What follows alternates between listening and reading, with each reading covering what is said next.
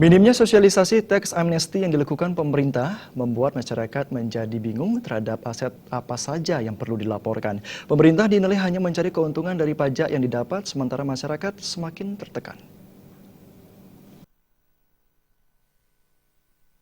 Pemberlakuan teks amnesti pada dasarnya bertujuan untuk memberikan pengampunan kepada para pengusaha yang menyimpan uangnya di luar negeri untuk ditarik ke dalam negeri. Namun belakangan, pemerintah juga berencana memberlakukan pengenaan teks amnesti di dalam negeri terhadap sejumlah aset yang dinilai memiliki nilai yang tinggi. Wakil Ketua Kadin Bali Komang Purnama menilai, pemberlakuan teks amnesti di dalam negeri, khususnya bagi masyarakat umum, minim sosialisasi, sehingga menimbulkan persoalan.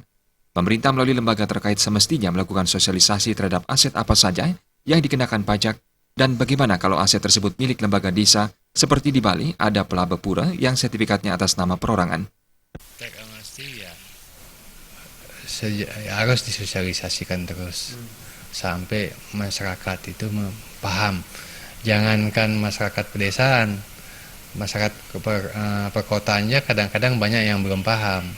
Karena sebagai contoh umpamanya, apa aja yang mesti dilaporkan, yang bagian apa aja, bagaimana proses pelaporannya, kemana harus melapor.